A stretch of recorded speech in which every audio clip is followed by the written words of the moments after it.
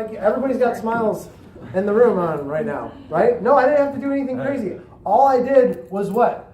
Pull out my phone, right? And here's the thing, it's like preteens they're digital natives, right? They love doing stuff on phones. They love to talk about what they're watching on YouTube or what they're doing on the computer, okay? And here's what you can do. You can do fun stuff like this, post it on social media. They'll think it's so cool, all right? If you come up with a hashtag for your ministry or like your series that maybe you're teaching and you do selfies or have them take selfies with each other and post it on social media, like it's great advertising because their friends will see that on social media and they're like, oh, this looks like a really cool event. Because their friends are on social media, okay? If you're not on social media, if your church isn't on social media, if your preteen ministry isn't on social media, you need to get on social media. Come up with a hashtag, something. Get on Instagram, make an Instagram account for your ministry. You don't have to do this with preschoolers because they're not on social media. They are on computers and technology though, but they're not on social media yet. Musically. Yep, they're very musically. And you can't just stick with Facebook because Facebook was kind of like my generation. Was cool with my generation, okay? I got on Facebook back when it was thefacebook.com, and back when it was only select colleges. I got my college on Facebook by emailing this guy named Mark Zuckerberg. And I had no idea who he was back in the day, and unfortunately I deleted the emails. Like, him and I were emailing back and forth. And like, that's my claim to fame. That's it. Was I emailed back and forth with Mark Zuckerberg, and he added my school onto thefacebook.com. And it was so funny because like I was like walking around campus telling people about it, and they're like, what is this? It's like a book of faces or something? What is this? Okay? But Facebook is kind of becoming not relevant to the next generation. Why? Because moms and dads are on Facebook. Okay?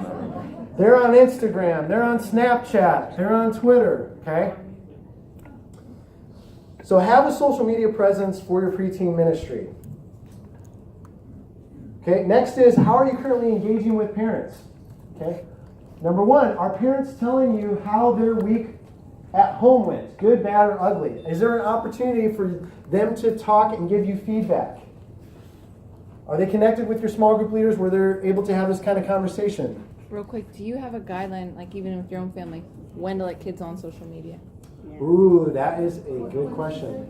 Do you have a guideline on when you let kids in on social media? It's Facebook's like 13, but it needs to be older, and mental health experts recommend keeping them on. I would go with that too, but the reality is some of your kids, they have their phones, they're on social media, and so you're meeting them where they're at, right? You might not necessarily be endorsing or coaching parents and being like, hey, you need to get your kids on social media. But again, so much of evangelism is meeting people where they're at, right? And if like 80% of your preteens are on social media, meet them there, okay? And redeem them and help them then to make smart decisions on social media. Help them to navigate that, because while it is, detrimental developmentally possibly, you can still redeem that piece by helping them to set up, hey, here's how you are healthy on social media, okay? Here's how you're safe. If they don't have anybody else telling them that, they're just doing whatever. They're finding it out on their own. Number two, do parents ask you or your staff for advice? Okay? Do they know that you're an expert? Do they know how long you've been involved in children's ministry? Tell them. Yes? I just wanted to say, if you're teaching the kids about socially smart stuff online, the National Center for Missing and Exploited Children, the NCMEC, if you go to their website, they have this amazing free materials. They have videos, they have handouts, it's stuff for parents, stuff for teenagers, preteens, kids. It's divided up by ages. It's wonderfully done. Great resource. Say it again what it was. So the National Center for Missing or Exploited Children, so NCM. So it's their Safe Kids. I can't remember what exactly it is. It's wonderful. Also, in your town, your juvenile probation department should be able to help you out with those sorts of materials as well. And will often come to your church for free and do stuff because they're trying to be proactive in their community. Oh, that's great. Yeah, find community partners. That's fantastic. Mm-hmm. That's a great resource. I didn't even know that.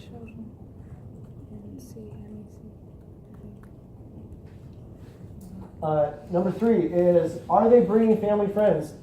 Are your families bringing other people with them? This is a great opportunity to talk to your senior pastor and encouraging through messages or just communication pieces that there's kind of an expected culture here that you're always bringing somebody with you. Not inviting somebody to church. Inviting somebody to church is a lot different. Bringing somebody to church with you is much better, you know. Encourage your families, hey, bring another family with you to church and then go out to lunch afterwards and talk about the experience. Number 4, have they attached to one of your leaders? Have your parents attached to one of your leaders? Our leaders know to be reaching out to parents. Okay? Find ways that you can have your leaders connect with parents. Okay? That your leaders are a resource. You have 4 types of parents in your church. You have aware parents. Aware parents are outside of the church, but they want to be better parents. Almost every parent wants to have a better life for their kid than they have themselves, regardless if they have a relationship with Jesus or not, right? So how are you connecting with these people? What are your strategy for the families outside of your church? Help them to become involved parents. Now, involved parents are the next step. These people have basic level church understanding, and they're taking some steps. So they kind of have a basic understanding of church. They might be really new in their relationship with Jesus. And your role is to help them become engaged. Engaged parents are parenting with the church and are engaged at home in the spiritual development of their kids' spiritual life. There's a good chance that this is a very small portion of your parents right now, okay? This is a great opportunity to work on engaging more of your parents, getting them engaged at home, getting them to partner with you. And then finally is invested parents. Invested parents are influencing other parents. Okay? Most parents are not doing this. Do you have parents who are so invested, they're doing all the stuff at home, they could possibly be a mentor to one of these other 3 parents? Okay? One of your invested parents, it's a great opportunity to engage them in serving, is by getting them to mentor somebody who's not even aware or somebody who's brand new to the church and have them mentor, hey, this is what it looks like to do family discipleship. Next is, how are you educating your parents? Number 1, do they understand the phase of life that their preteen is going through? Again, those books that I showed you, it's good to educate your parents and help them understand, here are some of the realities that your kids are going through, okay? So for this one, the 4th and 5th grade, the preteen phase, the big idea is they say that this is a guide to making the most of the I've got this phase, okay? So the preteens are saying, hey, I got this. I don't need your help. You need to help parents understand that this is the way that they're thinking developmentally. So when they tell you, I don't need your help, mom and dad, this is why they're saying it. Number 2, do they understand the spiritual development and the questions that the preteen is asking? Okay, this is a great opportunity to give them that mentor parent. Number 3, have they understood how their parenting needs to change as their kids get older? Have they understood how their parenting needs to change? You can't just parent a 12-year-old the same way that you parent a 3-year-old. Number 4, are you equipping them to be intentional with the relationship spheres that they are fostering with their preteen? Okay? What other relationships? Who are the friends in your kid's life? Who are the adults? Are you leveraging adult relationships? And then practical ways of engaging preteens. Number 1, give them a place to serve. They will be so engaged if you give them leadership and a place to serve. Number 2, give them ownership. Hey, what do you think of our ministry? How can we make it better? What would it take to get your friends here? What would it take for you to be excited about inviting your friends here? Because you have some kids who are good Christian kids, but they would be like, yeah, this isn't cool enough for me to invite my friends to. Okay, ask them, give them ownership. Number 3, give them a future. Paint a picture that they get to influence not only the world, but also your church. Hey, there's a good chance that you guys might become the future board, the future staff, the future parents of this church. Number 4, give them an opportunity to tell stories.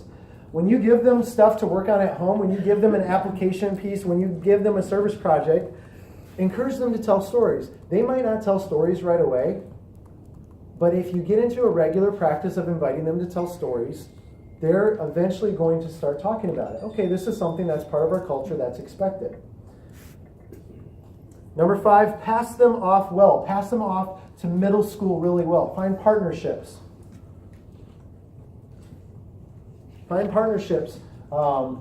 Get your middle school leaders to come down 6 months before your 5th graders graduate, before your 6th graders graduate. Get them to come down so that way they get to know some of the leaders that they're going to step into with the next ministry. Partner with your youth pastor. Before we jump into some Q&A, we've got a couple minutes left, or actually we're almost out of time. I want to let you guys know about one more resource. Like I said, I love this conference, and so I'm running a special. I do coaching on the side, and right now I'm running a special. 20 people are going to have are going to win an opportunity to have a 1-hour free coaching session. So if you go to my website, chadhoffman.com, fill out a little bit of information. You have a chance at winning a coaching session. Other than that, one of the things that I like to do with coaching is I love to help churches. I love to be here because I get goosebumps when I think of the impact that all of you guys here talking about preteen ministry, which is a largely untalked about ministry in the local church, that we get an opportunity to talk about it. So let me pray for you guys real quick, and then I want to show you guys one last thing if you guys want to stick around, and then we'll do some Q&A. Otherwise, you guys can head off to lunch. So let me pray. God, I thank you so much for the leaders in this room. God, I pray that through this time together that you have revealed to them ways that they can show up in a kid's life, that they can fight for these kids' hearts, that they can engage with things that they're interested in so that way they can earn a right to share your story of the cross, your story of redemption, and your story of inviting them into a life that is better than what they currently are living right now. I pray that you will help these leaders to be encouraged this weekend. I pray that that this is a great weekend of rest as they have stepped out of the stream of ministry, as some of their ministries are going on right now as we speak back home. I pray for that, and I pray that that they can rest and they can reflect and they can hear from you. I pray that that you will give them a word of encouragement and to let them know that you are so happy that they are serving and that they are pouring into such an incredibly important part of our church.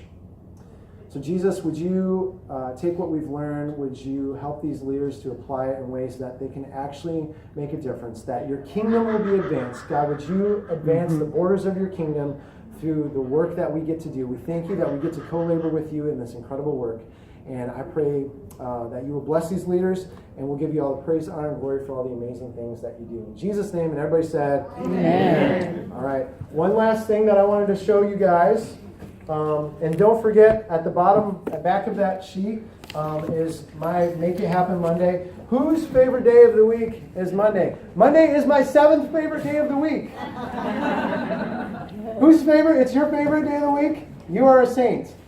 Right? But for everybody else, like this is the Make It Happen Monday is what you guys are going to jump into when you get back. So even now, I want you guys to get out your phone, schedule a meeting with yourself so that way your calendar doesn't fill up. Schedule an hour, 2 hours, 20 minutes, whatever you have. Schedule a meeting with yourself and sit down and go over not just this part of the conference, but everything that you learned from the conference and figure out what next steps do I need to take this week. Because I really want you guys to take the time and the money that you invested into this weekend and actually be able to advance the ball forward, okay? I wanted to show you guys this graph. This is the parental influence that I was talking about.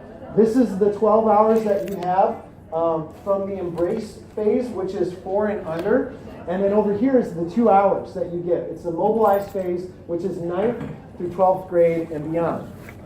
And as you can see up here at the top is positional influence. When your kids are really young, they depend on you for everything. They can't even go places without you.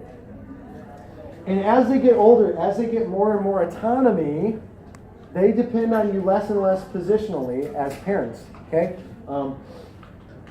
Relationally, it's really low when they're young. My brother just had a newborn baby girl, and she's kind of afraid of him because she doesn't know him, right? It's a face she doesn't recognize. She knows mom because she's been in mom for the last 9 months. But this happens, like even for parents. Like, don't just assume that you're a parent or your parents have relational influence with their kid just because they're their parent. Again, time over time is how we build history with people and we build trust with our kids. And so actually, parents get to speak more and more relationally into the life of their kids as time goes on, because kids start to trust their parents more. Because their parents, they know that their parents continue to show up even when they make mistakes, even when bad stuff happens. And so here in the middle, this is where there's an intersection of influence, and it's 50-50, where they start getting other voices from social media, circle of friends. They start getting a driver's license, and that totally changes their autonomy, who they can spend time with, where they go. Okay, so this is a really important thing to show